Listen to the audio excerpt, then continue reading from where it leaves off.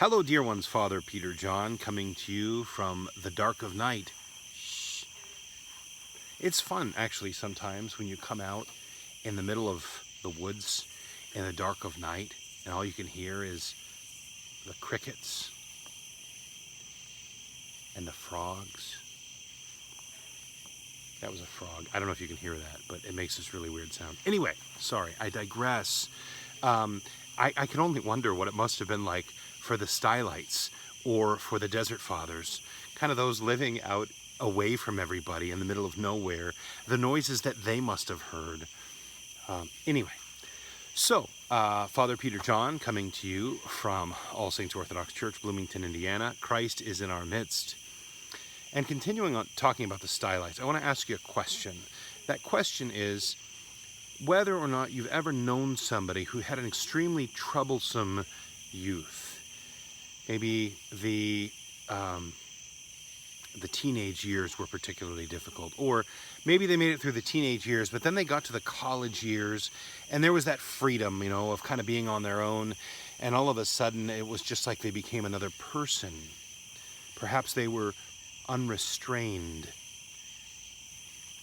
Perhaps they were unrestrained with drinking or promiscuity or partying or whatever it is, right? Or perhaps they became vicious. Vicious?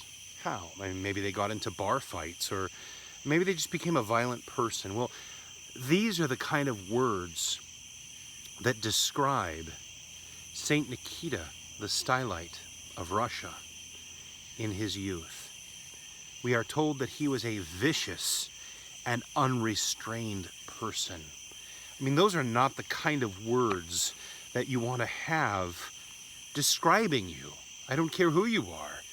Nobody wants to be described in that way. But this is exactly how Saint Nikita lived. But I called him Saint Nikita, right? So a change took place. Let's talk about that. So Saint Nikita, one day, we don't know how old he was. Maybe, let's say he was in his late 20s. I don't know. And he wandered into the church, and he heard the words of the prophet Isaiah being preached, "Wash and be clean." And something struck him in his soul. He realized that that was what he needed. He realized that he had heaped so much filth upon himself in the first decades of his life. He realized it was time. Something had to change. And so he decided that he was going to leave everything he knew. He was going to leave behind his vicious and unrestrained lifestyle, and he was going to seek Christ in the monastic life. So he left, and he went to a monastery. And at the monastery, eventually, he and his spiritual father came to an understanding that the best way for him to work out his salvation in fear and trembling was to live as a Stylite. And so Saint Nikita did what we heard Saint Luke do, actually, Saint Luke, the new Stylite, yesterday, where he wrapped himself in chains and then ascended the pillar. He lived this way, praying and repenting for his past sins, seeking Christ with every breath. And eventually, Saint Nikita, remember these words, who was unrestrained and vicious, he received the gift of healing. He was able to heal people who came to him. And so people came, and they were seeking his prayers, and they were seeking a word from him, and they were seeking healing, and they were receiving it.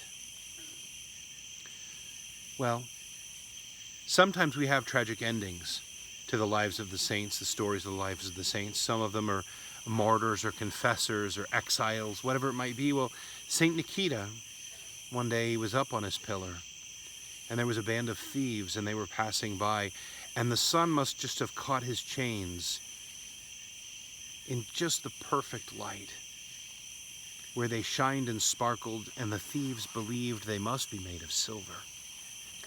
And so they ascended Saint Nikita's pillar, and they took his life, and then they took his chains. Well, the chains were found shortly thereafter, and St. Nikita appeared to one of the monks in the monastery and instructed him to bury the chains next to St. Nikita. And so that was what was done. St. Nikita, our first of the Russian Stylites that we've discussed, this 12th century sufferer for Christ. May he pray unto God for us, and may we see his life as an example that anyone, even someone unrestrained and vicious, can turn around and become a miracle-working saint by the grace of the Holy Spirit. Christ is in our midst. He is and ever shall be.